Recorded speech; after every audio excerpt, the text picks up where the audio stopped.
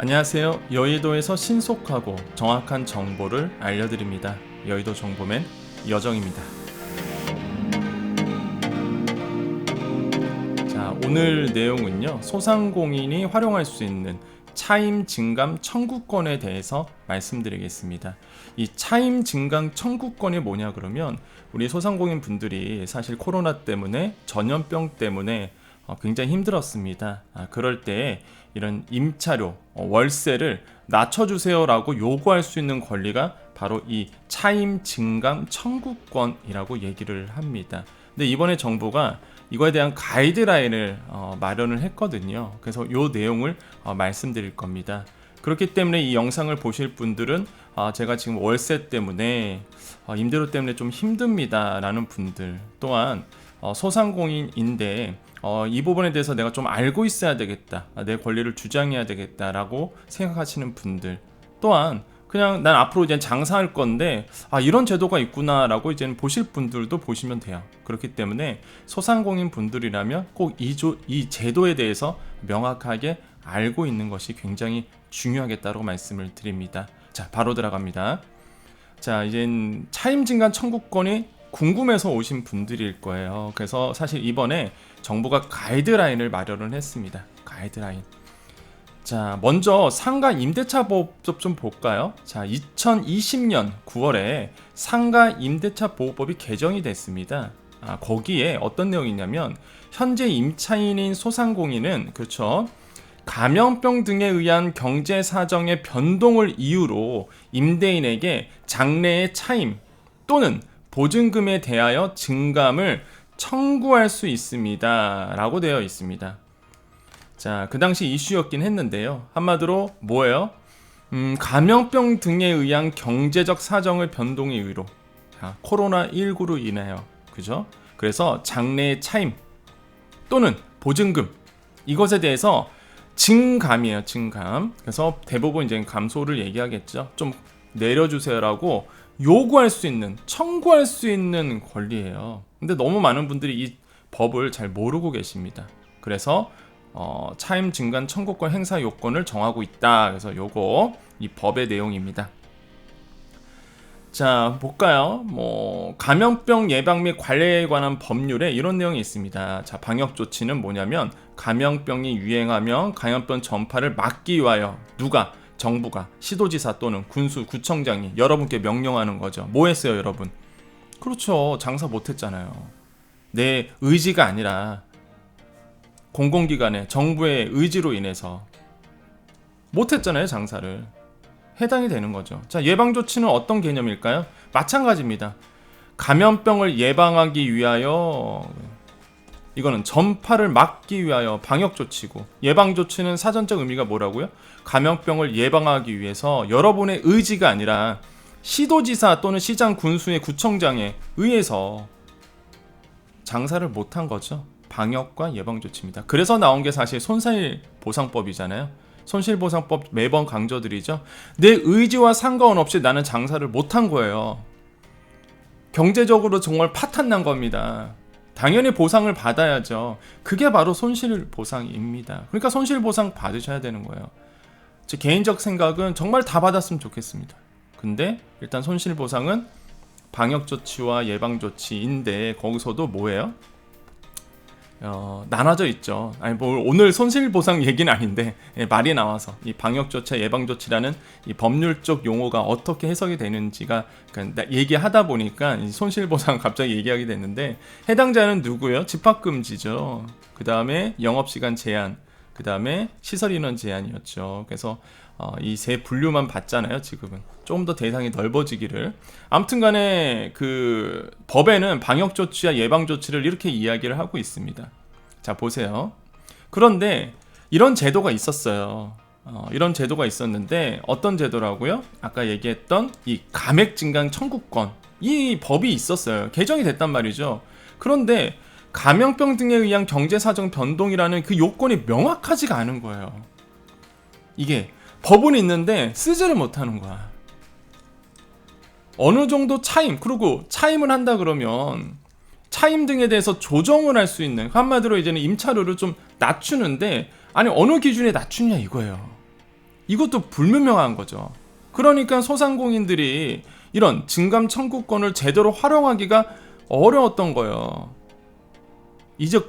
지금까지 여러분 아마 이 증감 청구권이 있는지도 모르시는 분들 계실 거예요. 아마 이미 2020년 9월에 이게 개정이 됐단 말이죠. 그래서 정부가 야 그러면 활용 가능하게 가이드라인을 마련하자라고 해서 바로 어제 그리고 그제 이 가이드라인을 제시를 했습니다. 지금까지요 굉장히 미미합니다.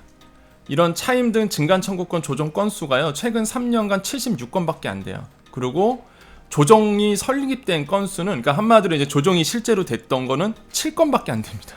3년 동안. 예, 법이 통과된 이후에 전혀 활용을 할 수가 없었던 거죠. 제가 봤을 때는 몰랐던 분이 태반일 것 같고요.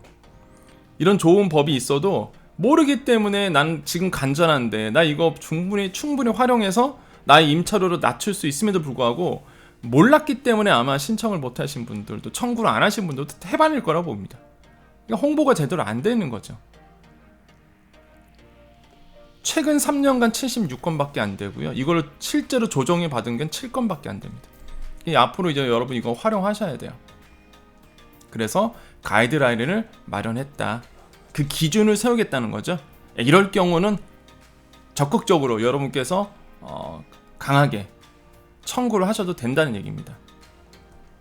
자, 그래서 2월 8일에 중간 보고를 통해서 가이드라인 기본 방침을 제시하고자 한다 그래서 연구 용역을 했고요. 그래서 이제는 이 가이드라인이 어제하고 그제 나온 겁니다. 자, 쭉 볼게요.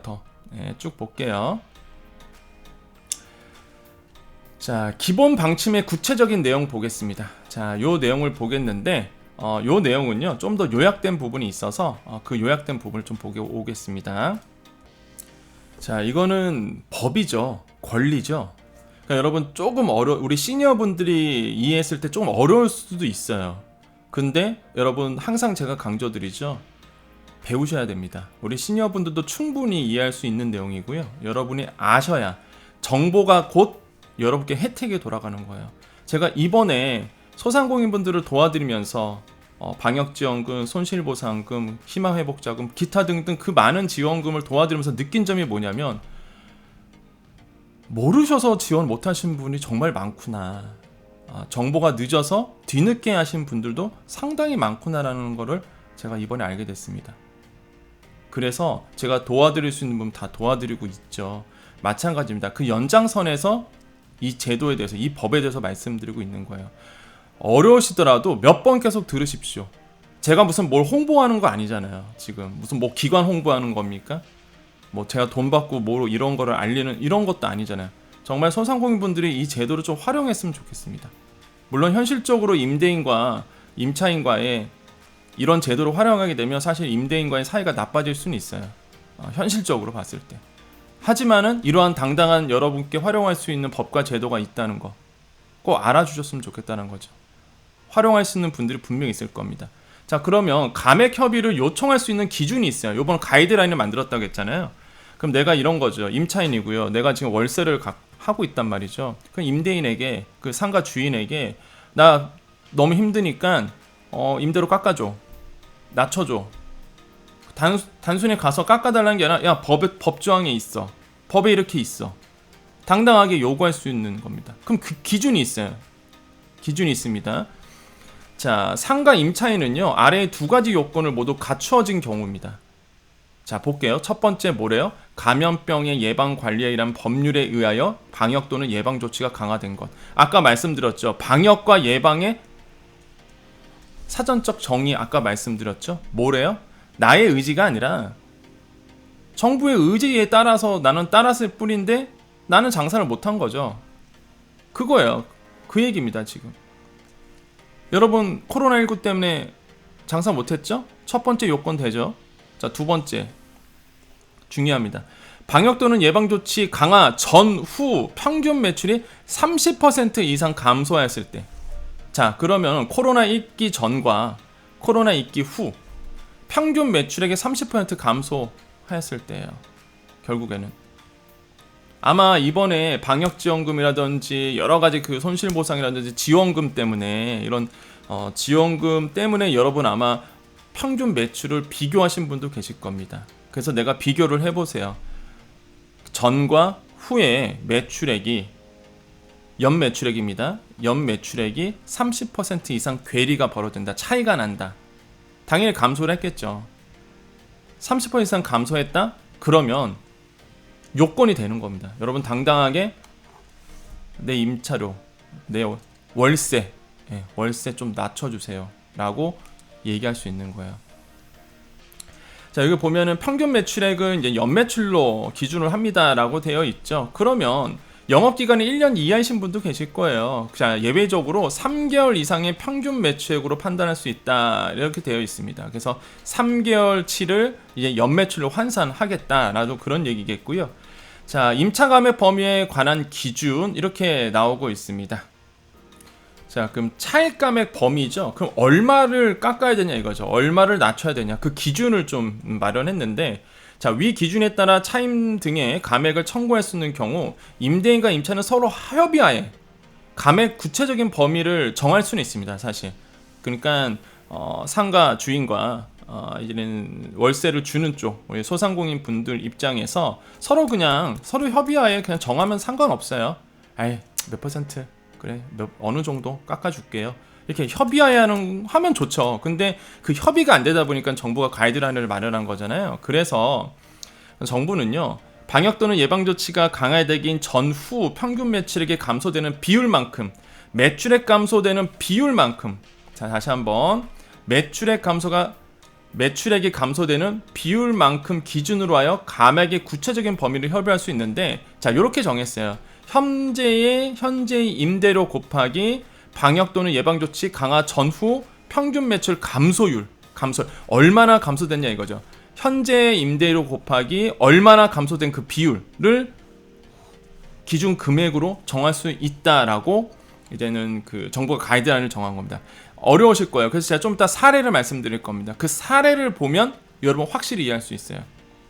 다만 감액 금액을 협의하는 데 있어서 금융비용 및 제세 공과금을 고려하여 임대인이 감내할 수 있는 범위를 넘지 않아야 된다라고 하고 있습니다. 무슨 얘기냐면 터무니없이 깎아달라고 하면 안 되는 거죠. 임대인이 감내할 수 있는 범위를 넘기지 않아야 된다라고 조건을 달았습니다. 자, 그러면요, 자 사례를 볼게요. 이 사례를 보면 여러분께서 이제는 이 제도가 뭐고 명확하게 이해할 수 있습니다. 자, 요 내용은 좀 길어요. 오늘 내용은 법이고요. 무엇보다 여러분이 정말 알아야지만 당하지 않는 겁니다. 알아야지만 여러분이 혜택이 주어지는 거예요. 그렇기 때문에 좀 깁니다. 그리고 구체적으로 우리 시니어분들 위해서 구체적으로 이제 설명하고 있는데요. 자, 어떤 분이 계세요? 자, 조정 사례 좀 보겠습니다. 조정 사례. 자, 이 법은 이미 시행되고 있는 겁니다. 어떤 분께서요, 도심 오피스 상권 1층에서 자 차임이죠, 월세 400만 원의 커피 전문점을 운영하고 있었어요. 자, 코로나 이전 2018년경 임대차 계약을 체결했고요. 오피스 건물에서 대기업의 콜센터 직원들이 주로 근무하고 있었다고 합니다. 아우, 장사 잘 됐겠네요. 그죠? 그 건물에 대기업의 콜센터 직원들이 주로 근무하면은 보통 이제 콜센터 상가 분석을 해보면 이제는 이런 데가 잘 되죠. 아무래도 여성분들이 많으시고 그다음에 이제는 커피를 자주 드시기 때문에 장사 잘 됐겠네요. 근데 코로나 방역 조치 및 재택근무 확산, 그렇죠. 재택근무가 진짜 타격이 컸죠. 이런 데는 회사에 안 나오니까 방역 조치 및 재택근무 확산 등으로 유동인구가 완전히 급감한 거예요. 그래서 평균 월 매출이 이제 3천만 원인데, 자 평균 월 매출이 3천만 원인데 코로나19 위에 2천만 원을 넘기기가 어려웠던 거죠. 매출액은 30% 감소하였습니다. 자, 임차인은 그렇죠, 임대료 감액을 요청할 수 있을까요? 요청한다면 얼마나 감액을 요청하고 협의할 수 있을까요? 자, 진짜 사례입니다. 자, 볼게요. 일단은 이게 감액 요청의 조건이 되냐 봐야 되겠죠? 자, 감액 청구 요건 검토를 좀 보겠습니다. 자, 볼게요. 임대차 계약일인 2018년경 이후에 그죠? 감염병 및 예방 및 관리에 관한 법률에 의해 방역 조치가 시행됐죠. 그죠? 코로나19로 인해서 나의 의지와 상관없이 나는 방역 조치 때문에 장사를 못 했죠. 자, 조건이 성립이 됐습니다. 그 다음에 매출액이 30% 이상 감소를 했죠. 코로나 있기 전과 전후, 그죠? 매출액이 아까 보면은 3천에서 2천만 원 채도 안 나오는 거예요. 매출액이 30% 이상 감소했습니다. 따라서 감염병 등에 의한 경제적 사정이 변동되었다고 볼 수 있는 거예요. 이제는. 그래서 차익 감액을 이제는 청구할 수 있는 겁니다. 좋아, 나는 이제는 청구할 권리가 생긴 거예요. 그러면 얼마를 청구했냐 이거죠. 자, 그 내용입니다. 자, 임차인의 요청하는 볼게요.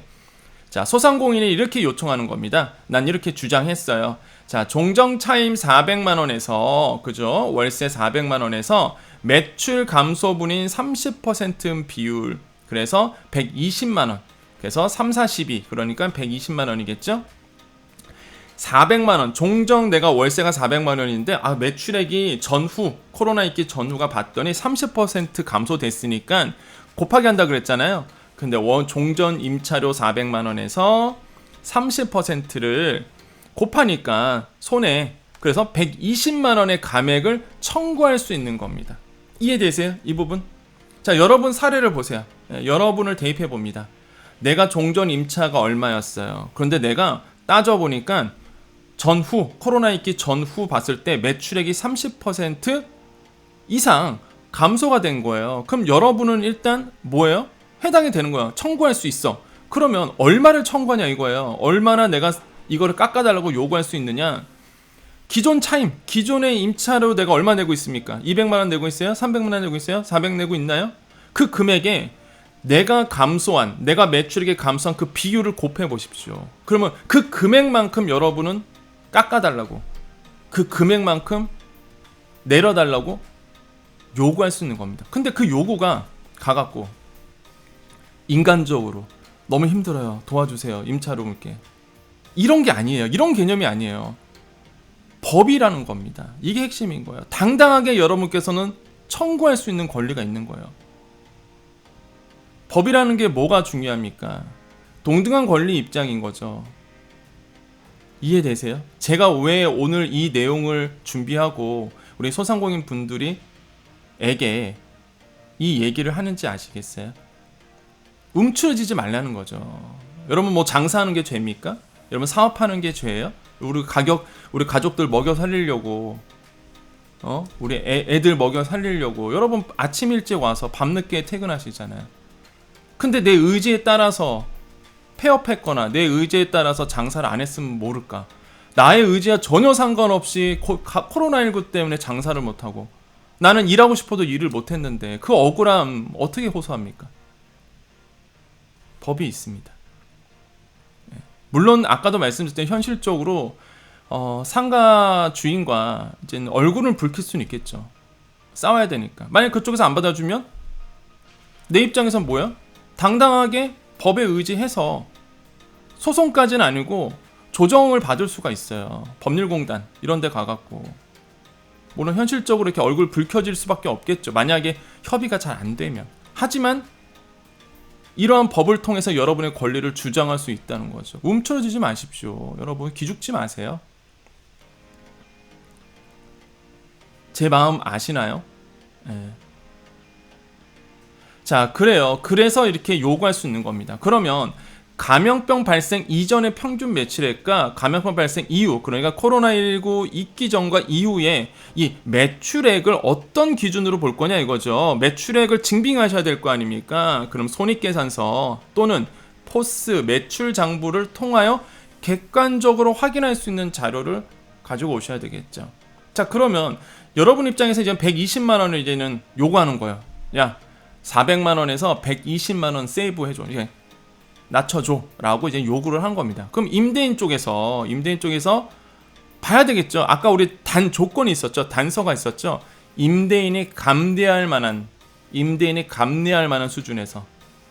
자, 임대인의 주장 보겠습니다. 자, 임대인은요 해당 상가를 10억 원에 매입을 했습니다. 그래서 대출 이자와 재산세 등으로 고정비용은 월 300만 원으로 나가고 있다고 해요. 또한 코로나 이후에, 이게 중요하죠.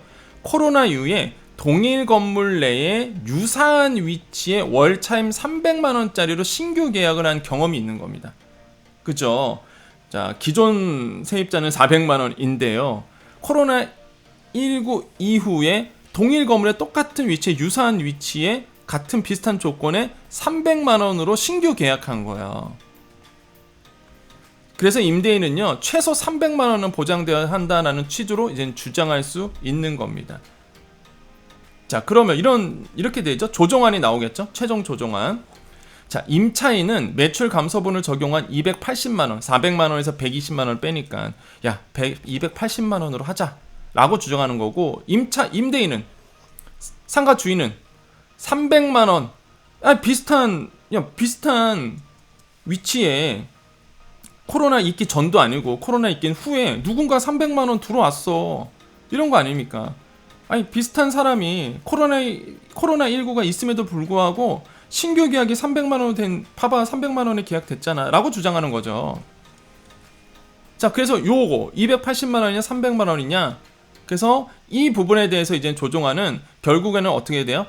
임대인이 감대할 만한 수준, 이 300만 원, 그래서 280만 원이 아니라 이제 300만 원으로 최종 조정안이 되는 겁니다. 이 정도라도 사실 좋은 거죠. 여러분 입장에서 어떻게 돼요? 400만 원 했던 게 이제 300만 원, 100만 원 이제 낮아지는 거죠. 이해되시나요? 이게 바로 오늘 하고 있는 이 법에 대한 중요한 내용입니다. 자, 해외 사례도 있는데 넘어갈게요. 뭐 해외 사례 알아봤자 우리가 뭐 하겠습니까? 자, 그래서 오늘 영상 길죠. 네. 근데 피가 되고 살이 되는 얘기이기 때문에 꼭 아셔야 됩니다.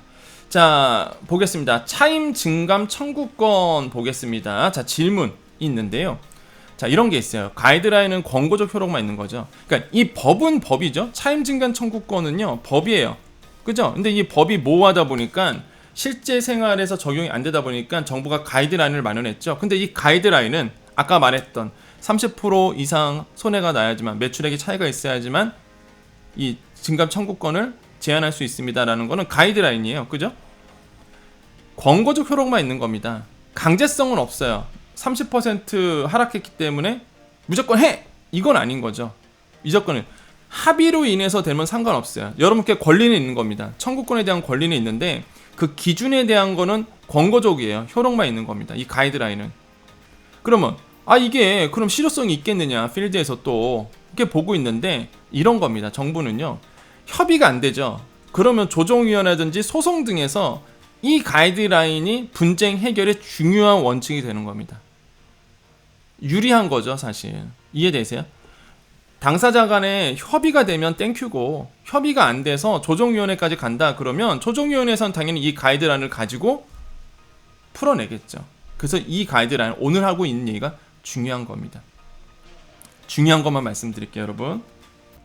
자, 요런 질문도 있습니다. 이번에 감액 증감 청구권을 한다 그러면, 감액이래, 차임 증감 청구권을 사용한다 그러면 언제까지 이거를 해야 되냐 이거죠. 그래서 언제 일정 기간 지속해야 되느냐 이거죠. 감액을 일정 기간 동안 언제까지 해야 되느냐, 이런 거는요 정부는 어떻게 얘기하고 있냐면, 이게 하나의 어떤 임대인 입장에서는 규제로 인식할 수 있기 때문에 그냥 이거는 개별적 사정에 따라서 당자 간의 협의를 통해서 이거를 지속할지 말지를 정할 수 있다라고 이야기를 하고 있습니다. 그래서 뭐 다른 질문도 또 넘어갈게요. 중요한 것만 보겠습니다. 아마 이게 핵심일 거예요. 자, 보세요. 차임이 이제 감액됐어요. 아까처럼 뭐 400만 원에서 이제 300만 원으로 감액이 된 거죠. 그러면 이후에 임대차 계약이 이제 갱신될 때가, 상가 임대차 계약이 갱신이 될 때 감액된 임차료의 5%밖에 증액이 안 되는 거지. 5%룰 때문에 그러죠, 사실. 그럼 이런 거예요. 야, 그러면 5%밖에 증액 안 되는 건가? 자, 이런 고민도 생길 수 있겠죠? 그럼 읽어보겠습니다. 자, 임차 건물에 대한 조세, 공과금, 그 밖의 부담의 증감의 사유로 차임을 감액했다면 임대인은 향후 차임 증액에 청구할 때 청구 당시 차임 5% 이상을 증액할 수 없어요. 자, 이게 무슨 얘기인지 아세요? 여러분께서 예를 들어서 그냥 임차 건물에 대한 조세, 공과금, 그 밖의 부담 증가로 인해서 그냥 가갖고 내가 이렇게 힘드니까 좀 깎아주세요, 이런 거죠. 그럼 이제 임대인이 착해. 그래서 좀 낮춰줄게요. 그럼 다음에 이제는 갱신될 때는 차임 증액 청구될 때 청구 당시 차임의 5% 이상 증액할 수 없습니다. 그냥 그 깎아진 금액에서 다음 갱신했을 때 5% 이상 증액할 수 없어요. 그런데 오늘 나오는 얘기는 뭐죠? 지금 하고 있는 얘기는 자 볼게요. 이거 그대로 읽어보겠습니다. 자 지금 하고 있는 법 뭐죠? 예, 우리가 그 상가 임대차 보호법 좀 어려운 얘기인데 상가 임대차 보호법에서 좀 아셔야 되는 내용이긴 해요. 근데 지금 하고 있는 거는 우리가 감액 청구권을 얘기하고 있잖아요. 증감 청구권, 예, 증감 청구권에 대한 얘기인데, 자 감염병으로 인하여 경제사정의 변동 사유로 이건 뭐야? 아까 우리가 얘기했던 이 증감 청구권에 대한 대표적인 그 중심 내용이죠. 내 의지가 아니라 감염병에 의해서 경제사정이 변동돼서 나는 이 감액을 요청하고 있는 거죠. 그래서 차임을 감액한 경우에는 예외적으로 5%가 아니라 기존 차임까지도 증액 가능하다. 이 얘기가 왜 나오냐면 이런 거예요. 임대인이 이거 하겠습니까? 안 그래요? 임대인 입장에선 굉장한 손해죠. 만약에 400만원 받던 거를 300만원 받아버리면 어떻게 되겠어요? 나중에 갱신된다 그러면 여기서 5%만 올린다 그러면 이거 누가 해주겠습니까 이거. 그리고 무엇보다 상가 같은 경우에는 상가 빌딩의 가격은 월세로서 책정이 되는데 이 월세가 300만원 낮아진다 그러면 상가에 대한 가치가 낮아지잖아요. 그러니까 절대 이걸 안 해준단 말이죠. 임대인 입장에서는. 그럼 5% 걸려버리면은 생각해보세요. 300만원부터 5%잖아요. 그러니까 안 해준다고 이걸. 그래서 그게 아니라 이번에 그 이제는 증감 청구권을 활용하게 되면 5%가 아니라 이건 일시적인 거니까 요번에 코로나 때문에 일시적인 거니까 다시 원래대로 돌아가서 다시 한번 그 원래된 금액에서 다시 올릴 수 있어 라는 뜻이에요. 그러니까 임대인 입장에서는 손해볼 게 없는 겁니다. 그때만 잠깐 봐주는 거예요. 그때 어려울 때만 잠깐만 서로 합의하에 의해서 감액을 좀 시켜주는 거지. 만약에 이게 안 되면 빌딩 가격이 상가 가격이 낮아지기 때문에 절대 임대인들은 이걸 안 해줄 겁니다. 그래서 이제 현실적으로 나중에 갱신될 때 기존 차임도 증액이 가능해. 그러니까 걱정하지 말고 이거를 임차인과 잘 협의를 해. 이런 뜻이라고 이해하시면 돼요. 그러니까 임대인에게도 손해가 아닌 거죠. 이해되세요? 그러니까 여러분이 이거를 잘 설명하셔야 됩니다. 사실 만약에 이거를 활용한다 그러면 임대인 입장에서 손해가 아니라는 거를 잘 설득을 하셔야 돼요. 뭐 알아야 설득을 하니까. 그리고 또 한 가지 보겠습니다. 자 이거예요. 그러면 임대인에게는 어떤 베네핏이 있냐 이거예요. 이제는 여러분께서 설득을 해야 된단 말이죠. 임대인에게 가서 설명을 해야 돼요. 자 그러면 당신에게도 혜택이 있다는 거죠. 참 볼까요? 임차인과의 협의에 따라 임대인이 자발적으로 임대료를 인하한 경우에는 자 임대료 인하분의 50에서 70%를 세액공제를 지원하고 있다. 요거는 뭐예요? 착한 임대인 제도를 얘기하는 거죠. 예, 착한 임대인 제도가 지금 하고 있죠. 이런 게 바로 이제는 세액공제 부분입니다. 자세한 내용은 126의 국세청 콜센터 통해서 할 수 있겠고요.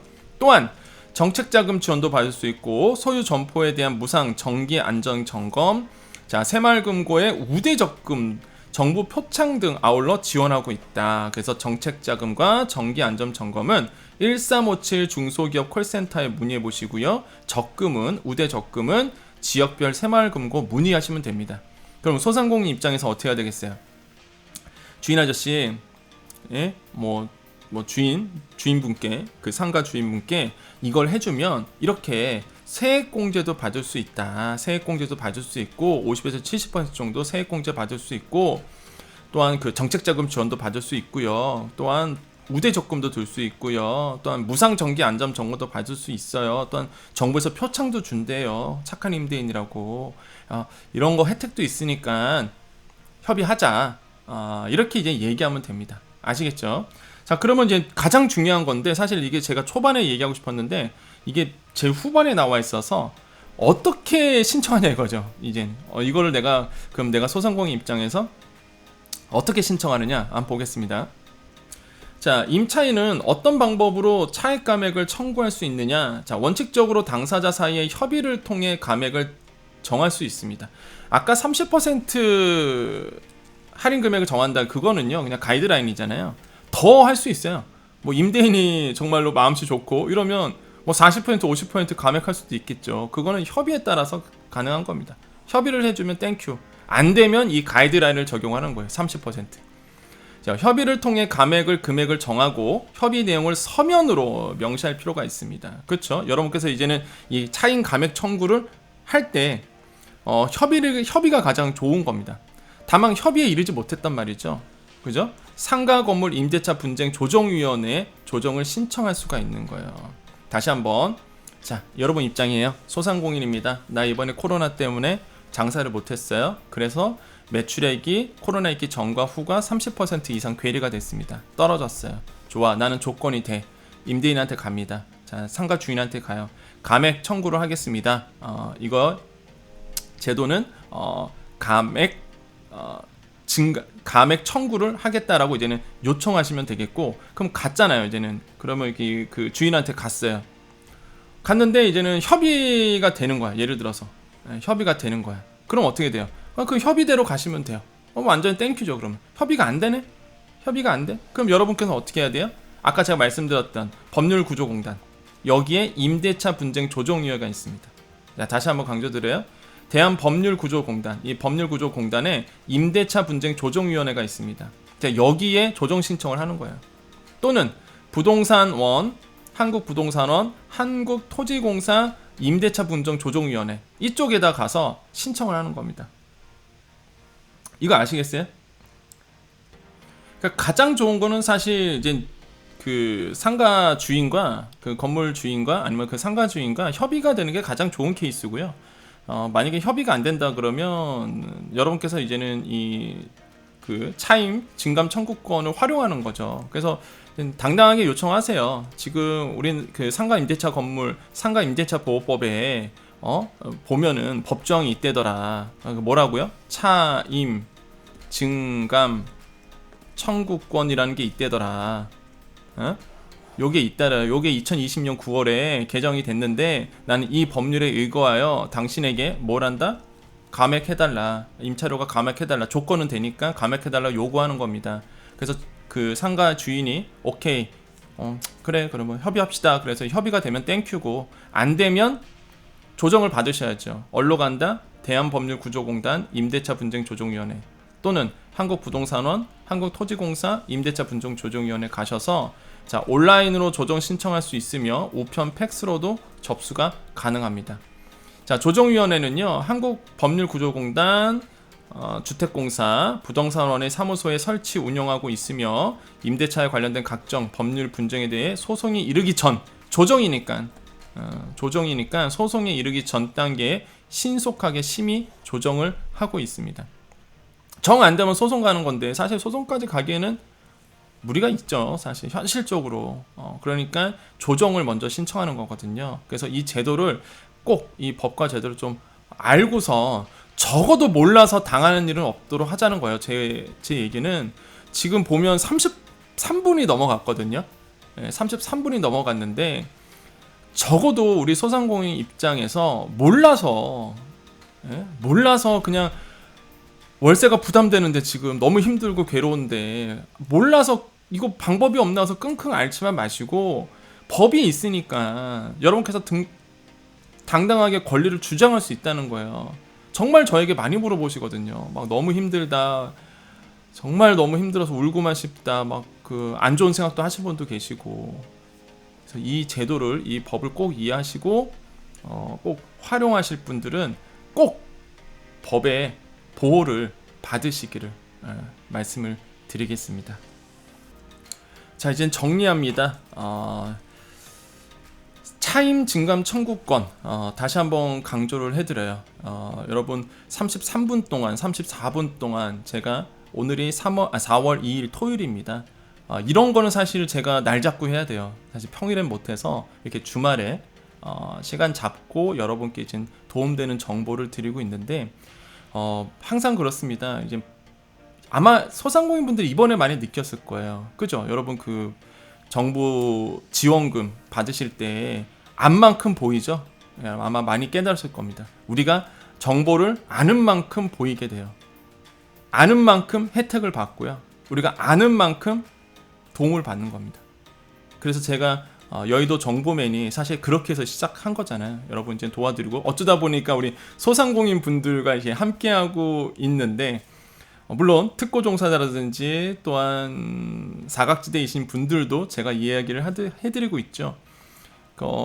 그렇기 때문에 여러분 이 제도를 좀 활용하셔서 꼭 필요하신 분들에게 법의 보호를 좀 받으시기를 다시 한번 강조를 해드립니다. 항상 여러분께 여러분께 도움이 되는 채널을 운영하도록 노력하겠고요. 제 마음 알아주시면 되겠습니다. 30분 동안 무슨 대학 강의하는 줄 알았어요. 저 지금 어제로서 또 한 주 강의가 끝났구나라고 있었는데 오늘 토요일 와갖고 마치 강의하듯이 얘기한 것 같습니다.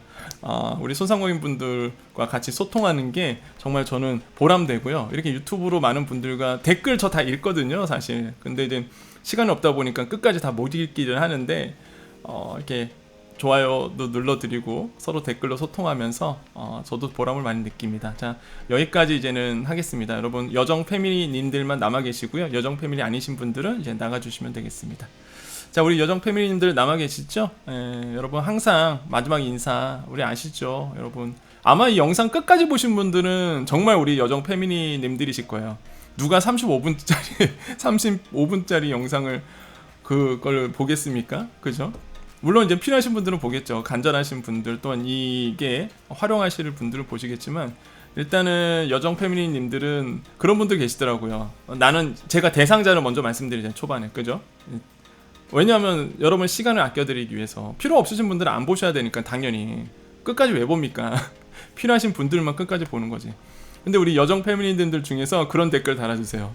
나는 해당자도 아닌데 보니까 이제는 딱 초반에 말씀드리니까 나는 해당되지 않는데 끝까지 다 봤어요, 이런 분들.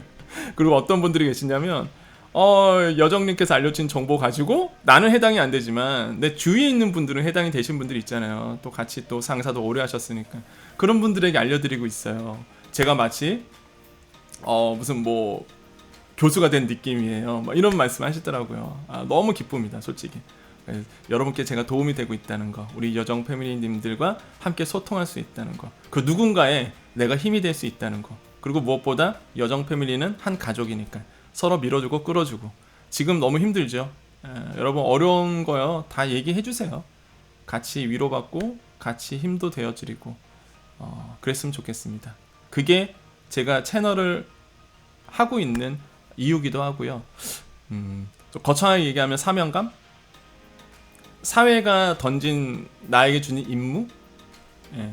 그런 것 같아요. 그래서 제가 뭔가 사회를 조금 더 아름답게 만드는 듯한 느낌입니다. 여러분께 도움이 된다는 그 말 한마디에 또한 따뜻한 댓글 주실 때마다 내가 무슨 어디서 상 받는 것도 아니고 어디서 돈 받는 것도 아니고 누군가 나에게 이익을 주는 것도 아닌데 그냥 여러분의 그 따뜻한 댓글 한마디, 여러분께서 관심 가져주는 따뜻한 관심들, 그거 하나로 정말로 족합니다. 너무 감사드려요. 우리 여정 패밀리님들 최고입니다. 자, 여기까지 하겠습니다. 여러분 여정 패밀리님들 힘내시고요. 항상 여러분께 좋은 일이 있습니다. 여러분 잘 되십니다. 여러분 더욱더 가족 모두 건강하실 거예요. 여러분 항상 여러분과 함께하는 여의도 정보맨이 되도록 노력하겠습니다. 여러분 더 행복하십시오. 감사합니다.